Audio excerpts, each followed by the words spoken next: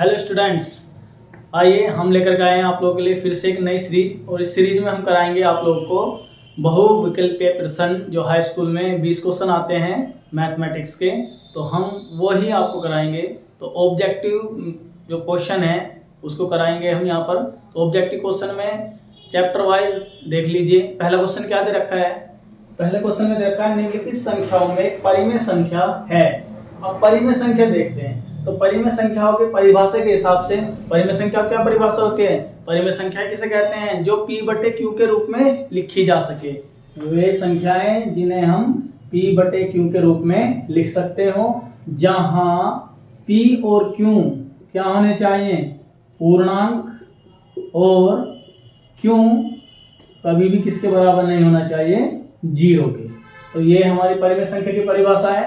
तो यहाँ पर हम देखेंगे P और Q पूर्णांक होने चाहिए। अब यदि हम इन चारों ऑप्शन को देखें, चारों जो इसके विकल्प हैं उसके हिसाब से चलेंगे, तो हम 9 को यदि हम सोल्व करें तो सोल्व करके क्या आएगा? ये 3 गुणा 3, और ये क्या बन गया?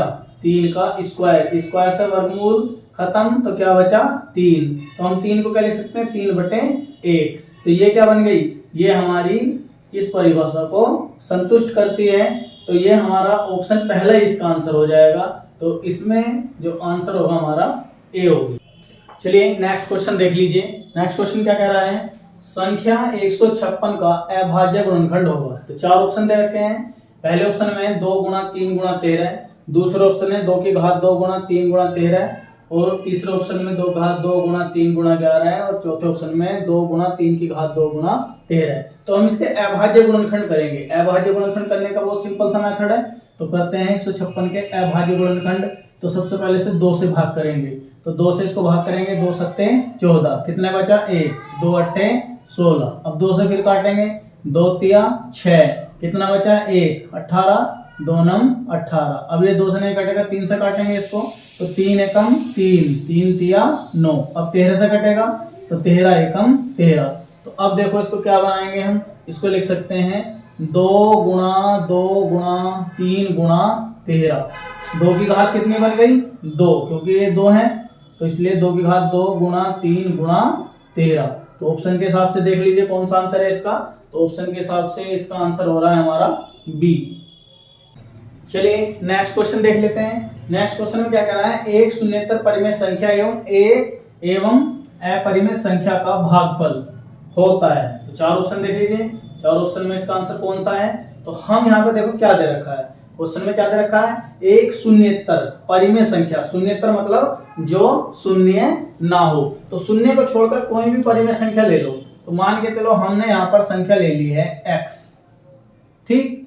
अब एवं अपरिमेय संख्या। अपरिमेय संख्या हमने कोई भी ले लेंगे, कोई भी अपरिमेय संख्या हम मान के चलते हैं। हमने अपरिमेय संख्या ले ली यहाँ पर 2। तो अब √2 हमने ली है। अब इसको सोल्व करने की कोशिश करेंगे, तो हम क्या करेंगे? √2 का परिमेयकरण करेंगे। √2 का परिमेयकरण करने के लिए क्या करेंगे? अंश और हर में √2 से गुणा कर देंगे। तो इसकी गुणा करेंगे, x की √2 में गुणा करी, तो ये क्या आ गया? x √2। √2 की √2 में गुणा करेंगे तो √2 का स्क्वायर बनेगा, और स्क्वायर से क्या खत्म हो जाएगा? इसका वर्गमूल खत्म हो जाएगा, इसका अंडर रूट खत्म हो जाएगा। तो ये नीचे से क्या बन गया? 2। तो यहाँ पर देखो हमने सोल्व भी करा है, सोल्व करने के बाद भी वर्गमूल खत्म नहीं हो रहा है। और हम जानते हैं जितनी भी अपरिमेय संख्याएं होती हैं वो सब क्या होती हैं? अंडर रूट में होती हैं, वर्गमूल में होती हैं। तो यहाँ वर्गमूल खत्म नहीं हो रहा है। तो इसका मतलब क्या है? इसका मतलब है इसका जो आंसर होगा वो भी क्या होगा? एक अपरिमेय संख्या।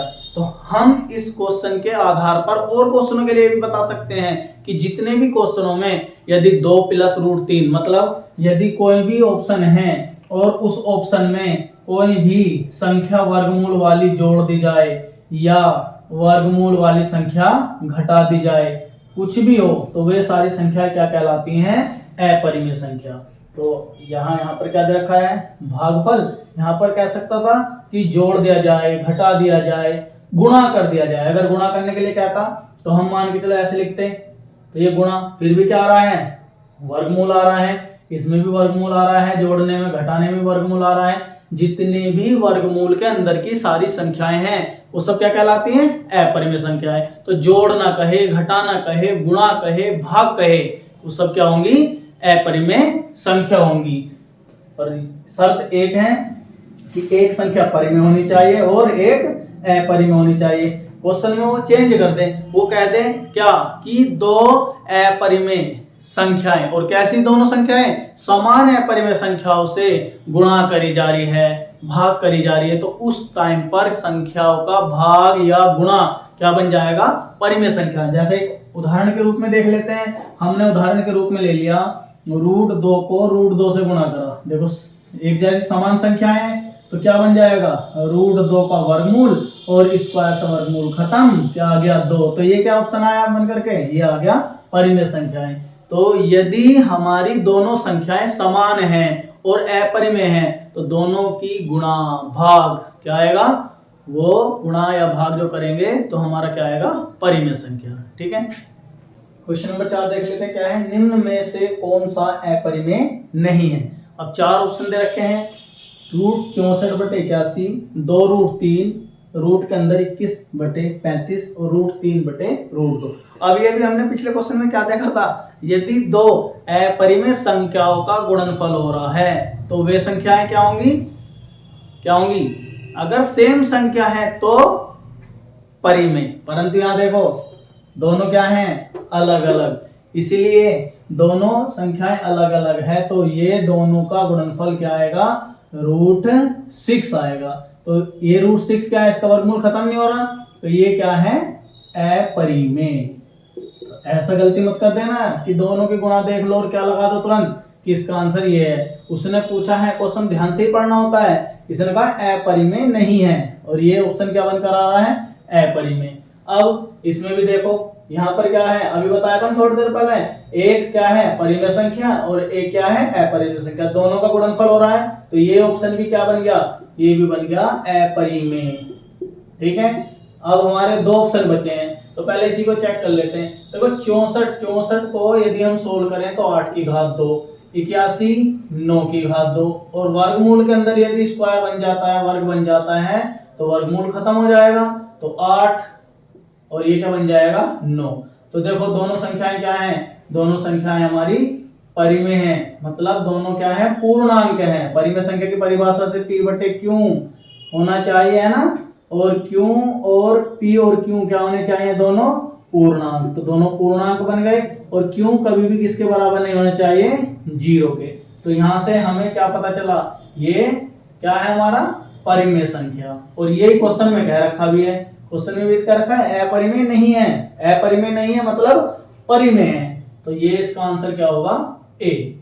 चलिए नेक्स्ट क्वेश्चन देख लेते हैं। क्वेश्चन नंबर 5 क्या दे रखा? 5, 15 और 20 के लसय और महसय का अनुपात है। तो इसमें हमें अनुपात ज्ञात करना है। किस किस का? लसय लघुत्तम समापवर्तक और महसय महत्तम समापवर्तक, दोनों का क्या ज्ञात करना है हमें? अनुपात। तो हम क्या करेंगे? पहले इसका लघुत्तम समापवर्तक निकाल लेते हैं, या चाहो तो पहले इसका महत्तम समापवर्तक निकाल लेते हैं। चलिए अब क्या करते हैं? इसके 5 के गुणनखंड करते हैं सबसे पहले। तो 5 के गुणनखंड करेंगे, 5 से 5 को भाग करेंगे, एक बार भाग चलेगा, ये पूरा हो गया। 15 से करेंगे, 15 को भाग करेंगे किससे? 3 से, ये 3 से कटेगा, 3 पंजे 15, और फिर 5 से काटेंगे, 5 से एक बार। अब लेंगे किसको? 20 को। तो 20 को 2 से भाग करो, 2 से भाग करेंगे 10 बार कटेगा। फिर 2 से 10 को भाग करेंगे 5 बार कटेगा। 5 से 5 को भाग करेंगे एक बार। अब लिखते हैं इसको।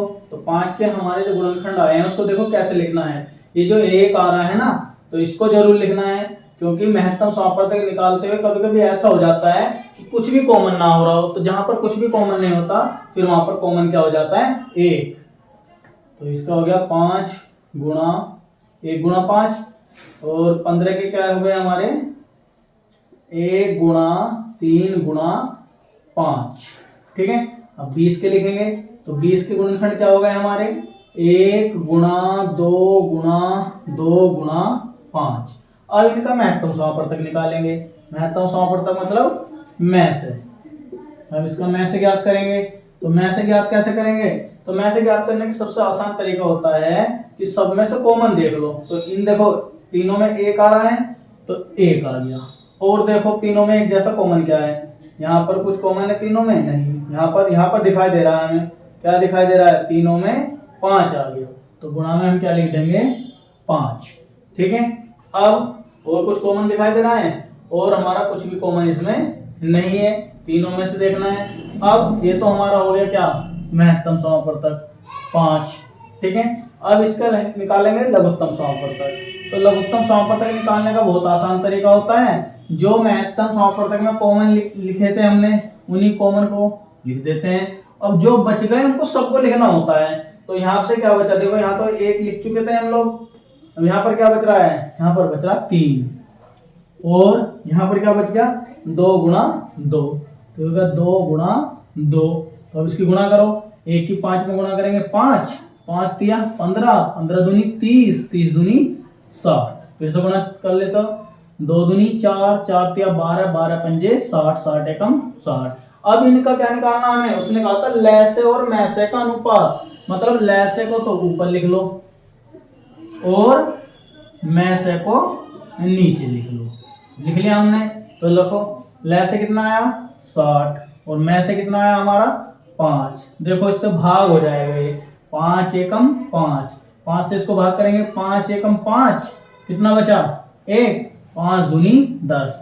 तो ये हमारा ऊपर तो बचा 12, तो हमने आगे लिखा 12 अनुपात 1। देख लो ऑप्शन में कौन सा ऑप्शन सही है, तो इसका ऑप्शन डी ठीक होगा।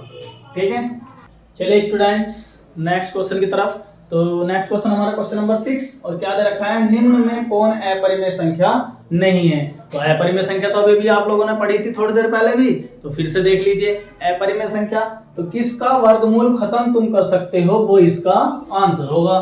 तो देखो √10 क्या वर्गमूल खत्म हो रहा है, नहीं हो सकता इसका वर्गमूल खत्म, तो ये क्या है अपरिमेय, ये क्या हो गई अपरिमेय। यदि हम 24 के गुणनखंड करेंगे तो 2 दूनी 4, 4 तिया 12 और 12 दूनी 24, तो ये वर्गमूल में देखो खत्म नहीं हो सकता, ये वर्गमूल के अंदर ही रह जाएगा। अब 35 को देखेंगे तो क्या आएगा 7 पंजे 35, तो इसका भी वर्गमूल खत्म नहीं हो रहा। अब 121 है, 121 के गुणनखंड करके देखो, 121 के गुणनखंड क्या आएंगे 11 गुणा 11, तो ये क्या बन गया 11 की घात 2, इसको ऐसा वर्गमूल खत्म, तो क्या आ गया 11, तो इसका वर्गमूल हमने खत्म कर लिया। तो हमारा ऑप्शन क्या हो गया, इसका ऑप्शन डी हो गया। क्यों, क्योंकि इसने पूछा था अपरिमेय नहीं है। अपरिमेय नहीं है का मतलब क्या है, कि वो पूछना चाह रहा है कौन सा परिमेय है, तो परिमेय के हिसाब से ऑप्शन क्या है हमारा डी।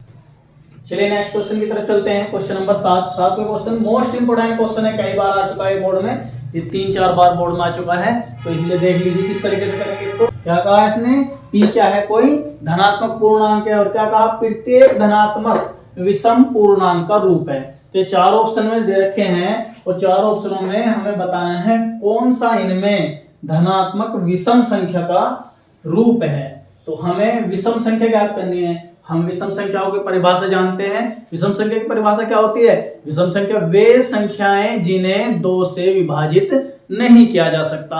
अब हम यहाँ पर क्या करेंगे, हमें ऑप्शन कैसे पता चलेगा, हमें उसने क्या कहा है p जो है पूर्णांक है, और कैसा पूर्णांक है धनात्मक। तो हमारे जो पूर्णांक होते हैं कहां से स्टार्ट होते हैं, धनात्मक पूर्णांक 1 से स्टार्ट होते हैं। 1 2 3 4 5 ये सब क्या हमारे धनात्मक पूर्णांक है, और इनको आगे ऐसे बढ़ाते चले जाएंगे। तो यहाँ पर हमें ऑप्शन पता करना है कि आंसर कौन सा होगा।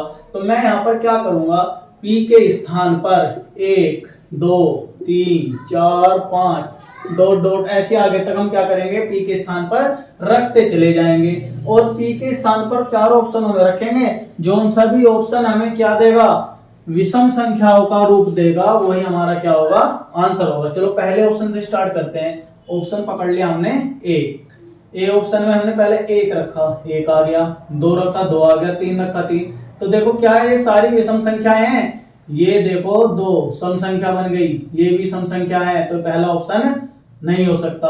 अब बी ऑप्शन चेक करेंगे, बी में रखो, क्या रखेंगे, पी के स्थान पर 1 रखेंगे। यहाँ पर जब तुम 1 रखोगे तो 1 + 1 क्या बन गया 2। देखो पहले गलत हो गया, क्योंकि 2 क्या होता है सम संख्या, इसका आंसर ये भी खत्म हो गया। अब सी ऑप्शन चेक कर लेते हैं। तो यहाँ पर पी के स्थान पर क्या रखेंगे, 1 रखेंगे। तो 1 रखेंगे तो क्या बना 2 गुणा 1 तो क्या आया 2। ये भी सम संख्या है तो ये वाला ऑप्शन भी खत्म हो गया। अब हमारा एक ही ऑप्शन बच रहा है, वही हमारा आंसर होगा। चेक भी कर लेते हैं चलो इसको।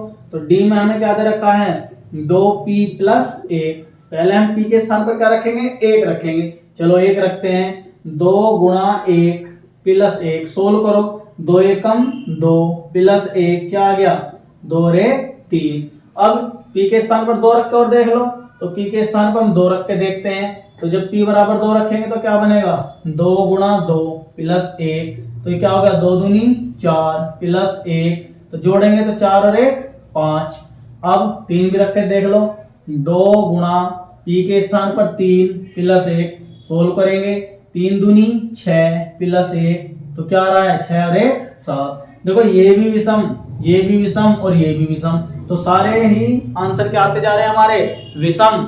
तो हमारा आंसर क्या हो गया डी। तो हमें पता लगा कि डी क्या है प्रत्येक धनात्मक विषम पूर्णांक का रूप है। तो ये इसका आंसर होगा। चलिए नेक्स्ट क्वेश्चन देख लेते हैं। नेक्स्ट क्वेश्चन क्या है हमारा।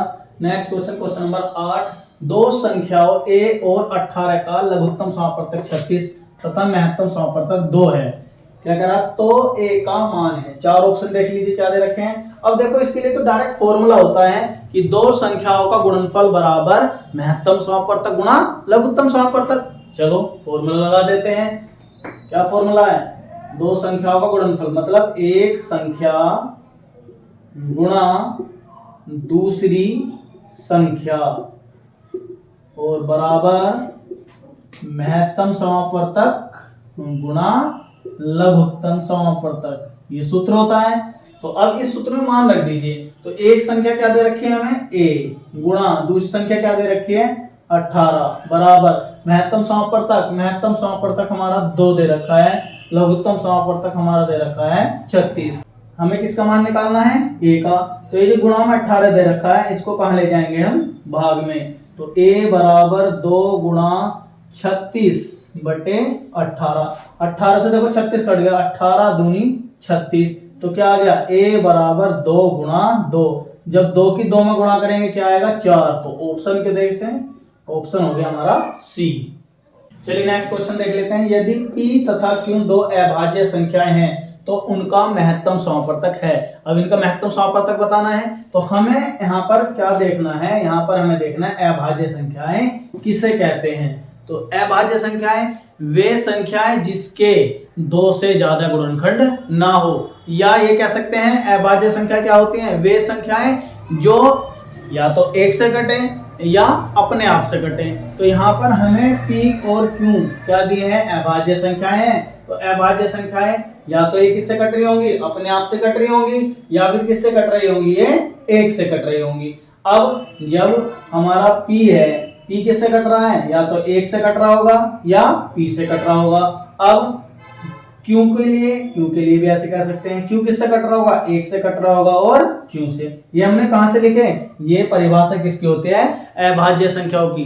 अभाज्य संख्या या तो अपने आप से कटती है या किससे कटती है 1 से। तो अब हमने वे इसके गुणनखंड लिख लिए हैं। p के गुणनखंड क्या आएंगे 1 गुणा p और q के क्या आएंगे 1 गुणा q। अब महत्तम समापवर्तक हम जानते हैं। महत्तम समापवर्तक का मतलब क्या होता है दोनों संख्याओं में से कॉमन। तो अभी हमने थोड़ी देर पहले भी ऐसा क्वेश्चन करा था। यदि हम इसको ऐसे लिखें तो दोनों में से क्या कॉमन हो रहा है 1। तो आंसर क्या हो गया डी फॉर दिल्ली। चलिए नेक्स्ट क्वेश्चन देख लेते हैं। क्या दे रखा है सबसे छोटी अभाज्य और सबसे छोटी भाज्य संख्या का गुणनफल। तो अब हम इसके ऑप्शन तो ला देंगे, पर ऑप्शन के हिसाब से अगर हम चलें तो हमें क्या देखना पड़ेगा यहाँ पर सबसे छोटी भाज्य संख्या कौन सी है और सबसे छोटी अभाज्य संख्या कौन सी है। तो हम जानते हैं, हमने छोटी क्लास में भी पढ़ा है, 6th क्लास में भी इसकी डेफिनेशन दे रखी है। एक जो होता है न तो भाज्य होता है और न अभाज्य होता है। अभाज्य तो ये लाइन आप लोग याद रखोगे क्या कि एक न तो भाज्य है और न ही अभाज्य है। तो सबसे छोटी अभाज्य भाज्य एक नहीं हो सकता। अब स्टार्ट करते हैं आगे की तरफ। तो अभी हमने क्या पढ़ा था? अभी हमने पढ़ा था अभाज्य संख्या की डेफिनेशन। अभाज्य संख्या क्या थी? वे संख्याएं जिनके मात्र दो गुणनखंड होते हैं। तो मात्र दो गुणनखंड मतलब दो के, यदि अब दो को हम देखें तो दो के गुणनखंड क्या आएंगे? 1 गुणा 2। तो हमें यहाँ पर सीधे सीधे सबसे छोटी क्या मिल गई? सबसे छोटी अभाज्य संख्या। तो सबसे छोटी अभाज्य संख्या क्या हो गई हमारी? 2। अब हमें देखना है सबसे छोटी भाज्य संख्या। तो भाज्य संख्या की परिभाषा क्या होती है? जिसके गुणनखंड 2 से ज्यादा हो। तो 2 से ज्यादा है। तो अब देखो, यदि मैं यहाँ पर 3 लूंगा, अगर मैं यहाँ पर 3 लूं तो 3 भी किससे कटेगा? या तो 1 से कटेगा या 3 से। तो ये क्या है? ये भाज्य नहीं है। अब 4 को चेक करके देखो, तो 4 के गुणनखंड करो तो ये क्या आ गया? 2 गुणा 2, और 1 तो सभी की गुणा में रख ही सकते हैं। तो अब यहाँ पर देखो, 4 के जो गुणनखंड हो गए वो क्या हो गए? 2 से ज्यादा हो गए। 4 के गुणनखंड जो हो गए हैं वो क्या हो गए? 2 से ज्यादा, क्योंकि कितने गुणनखंड बन गए इसके? 1 2 और 1 3। तो जब ये 2 से ज्यादा गुणनखंड है तो 4 हमारी क्या हो गई?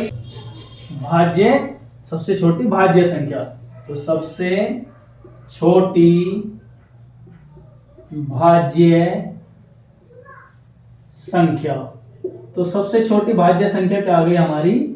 4 आ गई। अब इन दोनों की गुणनफल करके देखो, तो 4 का 2 का गुणा करो तो 4 दूनी 8। तो ऑप्शन के हिसाब से देखो क्या आ गया इसका आंसर? सी। तो इसका आंसर आ गया सी। चलिए नेक्स्ट क्वेश्चन देख लेते हैं। Question number 11। 11वें क्वेश्चन में क्या दे रखा है? यदि 65 और 117 के HCF को 65m-117 के रूप में व्यक्त किया जाए तो m का मान है। अब देखो यहाँ पर कितना आसान क्वेश्चन दे रखा है, मोस्ट इंपोर्टेंट क्वेश्चन है। इसने क्या कहा है? 65 और 117 का HCF ये दे रखा है। अब इसने तो हमें क्वेश्चन में बताया कि HCF ये है, और हम जानते हैं अपने तरीके से HCF को क्या बोलते हैं इंग्लिश में? पूरा इसकी फुल फॉर्म होती है हाईएस्ट कॉमन फैक्टर। मतलब हिंदी में क्या हो गया? महत्तम समवर्तक, जिसे हम क्या बोलते हैं? शॉर्ट में बोलते हैं मैस। तो हम यहाँ पर 65 का 117 का क्या निकालेंगे? HCF मतलब महत्तम समवर्तक निकालेंगे। हम अपने तरीके से निकालेंगे तो करते हैं। चलो 65 का गुणनखंड कर लो 65 के। तो 65 के गुणनखंड क्या आएंगे? 13 पंजे 65, या 5 गुणा 13। तो ये हो गया 13 पंजे 65। अब 117 ले लेते हैं। 117 के गुणनखंड करो तो ये क्या होता है? ये होता है 3 तिया 9, और 9 की 13 में गुणा करो तो कितना हो गया? देखो 13 तिया 39, 39 की 3 में गुणा करेंगे तो 117, या ऐसे कह दो 13 निम्मा 117। तो अब इन दोनों का महत्तम समवर्तक निकाल लेते हैं। तो महत्तम समवर्तक निकालो तो दोनों में से क्या कॉमन दिखाई दे रहा है हमें? 13। तो इसका महत्तम समवर्तक हमने निकाला 13, और क्वेश्चन में क्या कह रहा है? इसका महत्तम समवर्तक कितना है? 65m-117। तो यदि हम इसको ऐसे करके लिख लें कि प्रश्नानुसार ये HCF दे रखा है। किसका HCF है? ये HCF दे रखा है हमें 65m-117, और हमारा HCF कितना है? 13। तो HCF मतलब महत्तम समवर्तक कितना है? ये 13। यहाँ रख दिया हमने 65m-117। इस 117 को इधर ले आएंगे तो 13 + 117 बराबर 65m। 117 में 13 जोड़ दो तो जोड़ेंगे तो कितना होगा जुड़ करके? 130। अब m का मान निकालना है क्वेश्चन में, तो 65 जो गुणा में इसको भाग में भेज देंगे तो ये हो गया 130/65 बराबर m, और 65 दूनी 130। तो हमारा जो m का मान आ गया कितना आ गया? 2। तो ऑप्शन के हिसाब से हमारा इसका आंसर क्या हो गया? बी। चलिए स्टूडेंट्स नेक्स्ट क्वेश्चन देख लेते हैं। नेक्स्ट क्वेश्चन क्या दे रखा? निम्न में से कौन सा सह अभाज्य, क्या कहा इसने? सह अभाज्य संख्याओं का एक युग्म है। तो सह अभाज्य संख्याओं का युग्म हम ज्ञात कर सकते हैं, परंतु थोड़ा सा हमें क्या ध्यान देना है? हमें ध्यान देना है कि सहअभाज्य संख्याएं क्या होती हैं। तो मैं आप लोगों को बताता हूं कि सहअभाज्य संख्याएं क्या होती हैं। ऐसी तो संख्याएं जिनका महत्तम समवर्तक कितना हो? 1। कितना होना चाहिए? उनका एचसीएफ निकाले और क्या होना चाहिए दोनों में से कॉमन 1, मतलब महत्तम समापवर्तक क्या होना चाहिए दोनों संख्याओं का 1। यदि दोनों संख्याओं का महत्तम समापवर्तक 1 है तो उन संख्याओं को हम क्या कहते हैं, सह अभाज्य संख्याएं। तो देख लेते हैं इनमें से कौन सा ऑप्शन ऐसा है जो हमारा 1 देगा।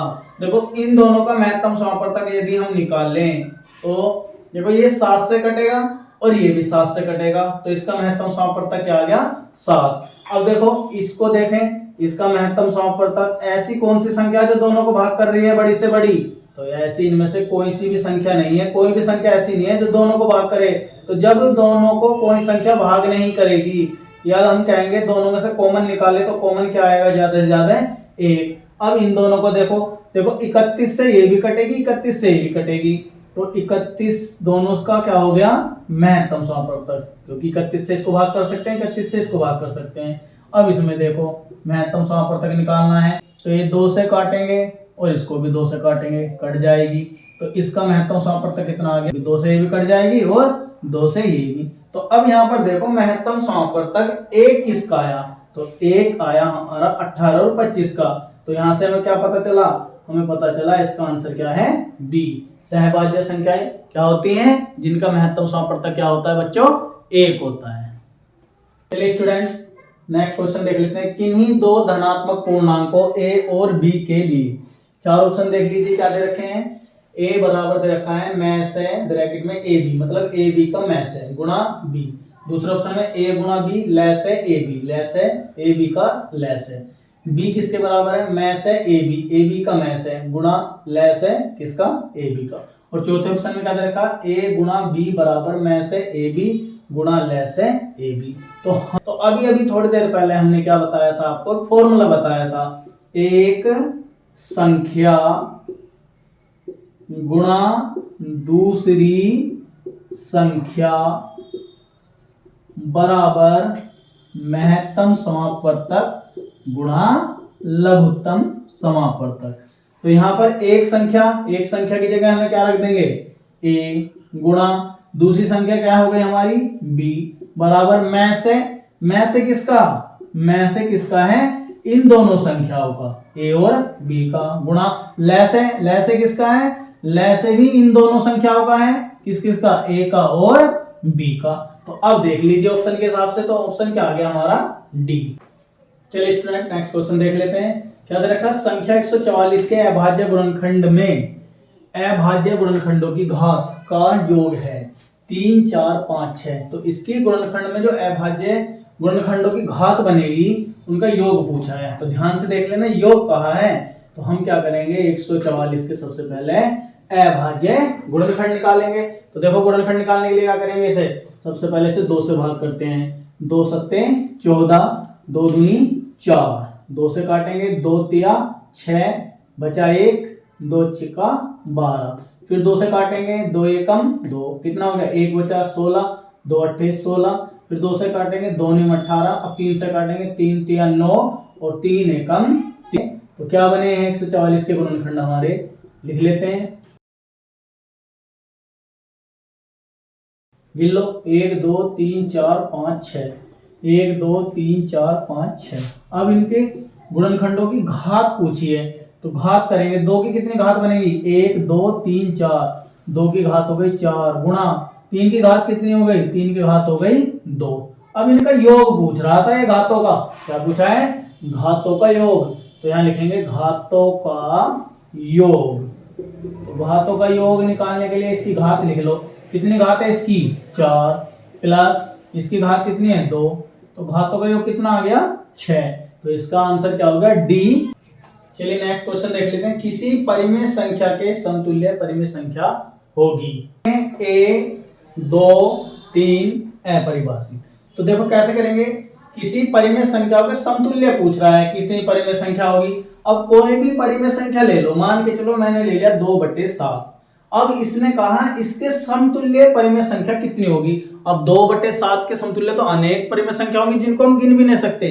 कैसे, मान के चलो मैं इसमें 2 से गुणा कर दूं, 2 की गुणा ऊपर 2 की गुणा नीचे, क्या बन गया 4 और 7 दूनी 14। अब फिर से देखो, अगर मैं इसमें आपका 3 से गुणा कर दूं तो क्या बन जाएगा, 3 दूनी 6, 7 या 21। अब क्या मैं किससे गुणा कर सकता हूँ, 4 से, तो 4 से गुणा करेंगे तो 4 दूनी 8 और 7 चौक 28। तो इस तरीके से हम तो किसी भी संख्या से गुणा कर सकते हैं, और गुणा जितनी संख्याओं से करेंगे उतनी उसके समतुल्य संख्या बनती चली जाएंगी। तो इस बात का ध्यान रखना है। तो हमें यहाँ पर क्या संख्याएं मिलेंगी, अनगिनत संख्याएं मिलेंगी।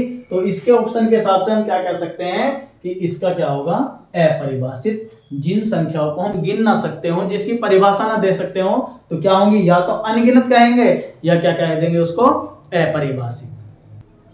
चलिए स्टूडेंट नेक्स्ट क्वेश्चन देख लेते हैं। क्या दे रखा है, एक शून्येतर परिमेय संख्या एवं अपरिमेय संख्या का अंतर होता है। 4 ऑप्शन देख लीजिए, प्राकृतिक संख्या, अपरिमेय संख्या, परिमेय संख्या, पूर्ण संख्या।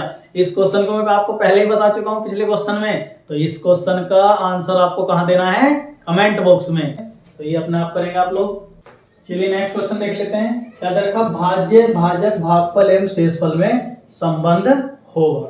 तो 4 ऑप्शन देख लीजिए। तो 4 ऑप्शन के हिसाब से इसका आंसर देंगे। ऐसे ऐसे क्वेश्चन है, बहुत सारे कंपटीशन में आते हैं। यूपी टेट में भी ये क्वेश्चन आ चुका है, सी टेट में आ चुका है, रेलवे की और बहुत सारी भर्ती होती हैं, ग्रुप डी, एसएससी, जितनी भी विभिन्न परीक्षाएं होती है, विभिन्न परीक्षाओं में ये वाला क्वेश्चन काफी बार आ चुका है। तो इसका सीधा सा एक फॉर्मूला है, और फॉर्मूले को हम कैसे याद रखेंगे। देखो, यदि हम किसी संख्या को भाग करते हैं, मान के चलो हम यहाँ पर 25 को 3 से भाग कर रहे हैं, तो कैसे करेंगे, 3 अट्ठे 24, शेष कितना बचा, 1। तो देखो ये 25 बना कैसे है, इसकी गुणा यहाँ पर होती है, ठीक है। 8 की 3 में गुणा करेंगे, तो 8 की जब तुम 3 में गुणा करोगे तो ऐसे लिखोगे 3 गुणा 8, और जो शेषफल है उसे जोड़ दोगे। अब ये किसके बराबर होता है, 25 के। देखो 25 के बराबर बैठेगा, 8 के 24 और 1 25। तो इस वाले क्या बोलते हैं, भाज्य, भाजक, और ये होता है भागफल, और नीचे जो आता है उसे बोलते हैं हम शेषफल। अब देखो, जैसे मैंने इसको यहां पर लिखा है, इसको तुम ऐसे करके यहां लिख करके देखो, तो ये क्या होगा, ये इसमें गुणा हो जाएगी। तो मतलब ये क्या आ गया, भाजक और भागफल की गुणा, और प्लस में क्या जोड़ देंगे, शेषफल, और किसके बराबर रखेंगे, भाज्य के बराबर। तो हमारा जो बन जाएगा यहां से, ये बनेगा भाज्य बराबर भाजक गुणा भागफल और प्लस शेषफल। हमने किसके आधार पर बना लिया, इसके आधार पर बना लिया। बस तुम्हें याद रखना है बीच में क्या आता है, भाज्य। तो भाज्य बराबर क्या हो गया, भाजक गुणा भागफल प्लस शेषफल। अब ऑप्शन से मिला लीजिए, जो सा ऑप्शन इसके जैसा है वो हमारा सही आंसर होगा। तो भाज्य देखो किस में आ रहा है, भाज्य इसमें आ रहा है, भाज्य बराबर शेषफल गलत हो गया क्योंकि शेषफल नहीं हो सकता। अब देखो भाज्य किस में आ रहा है, इसमें भी आ रहा है, भाज्य बराबर क्या दे रखा है, भाजक गुणा भागफल प्लस शेषफल। तो इसका आंसर क्या हो गया, सी। तो इसका आंसर सी हो गया।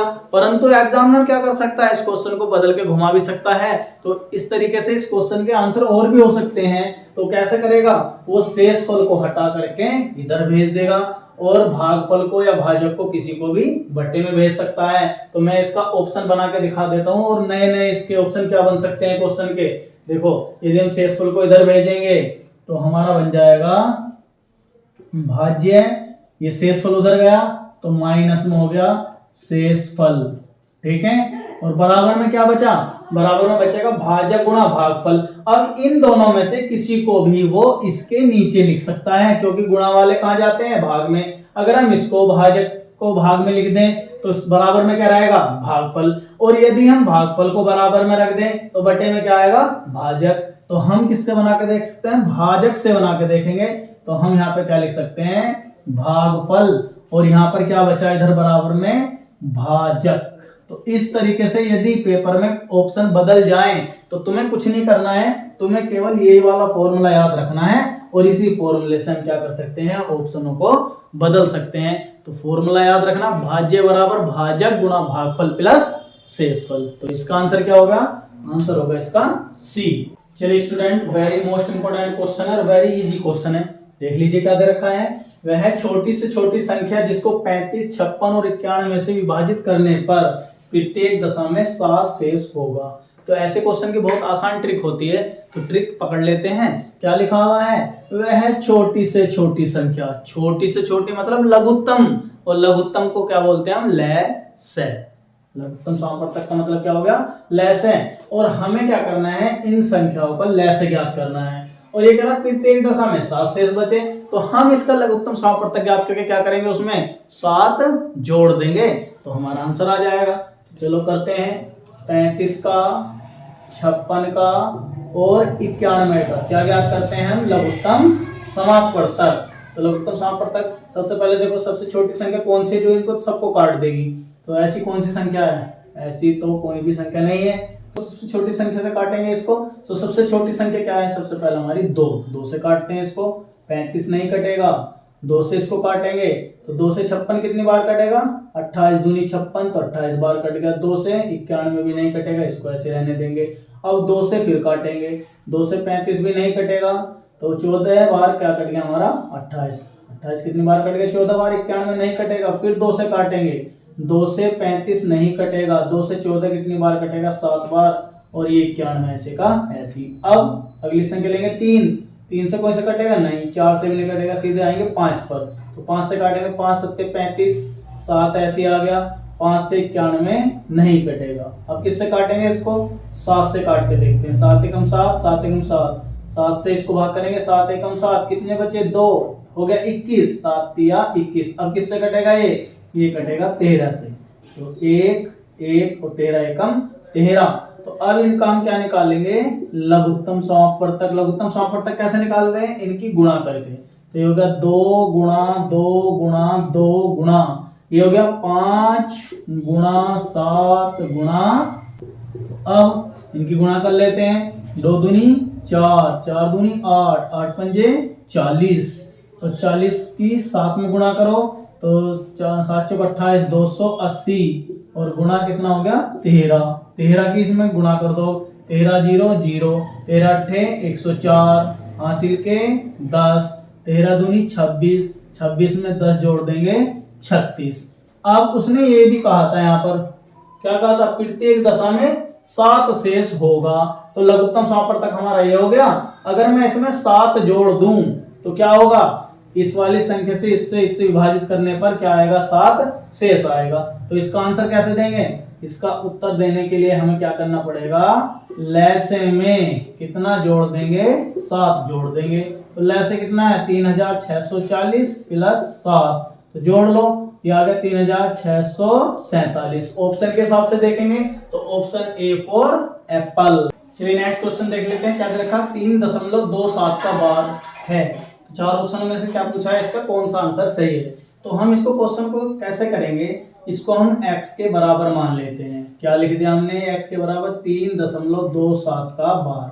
तो यदि हम इसका बार हटाएंगे तो हम लोग जानते हैं बार हटाने पर वही संख्या बार बार रिपीट होती चली जाती है, 2 7 2 7, और कितनी बार जा रही है, अनंत बार तक। तो अब हम क्या करेंगे, हम इस क्वेश्चन को सोल्व करने के लिए दशमलव के बाद वाले जो अंक हैं उनमें से 2 अंकों को इधर ले आएंगे। क्यों, क्योंकि यहाँ रिपीट किसका हो रहा है, 2 7 2 7 2 7, मतलब 2 7 बार बार आ रहा है। तो हम क्या करेंगे, 2 7 को एक साइड ले आएंगे। तो 2 7 दशमलव के इधर पहुंचाने के लिए हमें क्या करना पड़ेगा, इसमें 100 से गुणा करनी पड़ेगी, क्योंकि 100 कितना है, 2 अंक बन मतलब 2 जीरो से गुणा करनी है। तो इसको हमने क्या मान लिया, समीकरण नंबर 1। तो यहाँ क्या लिखेंगे, समीकरण 1 में 100 से गुणा करने पर, 100 से गुणा करने पर हम 100 से गुणा करेंगे तो ये हो गया 100x बराबर, जब तुम 100 से गुणा करोगे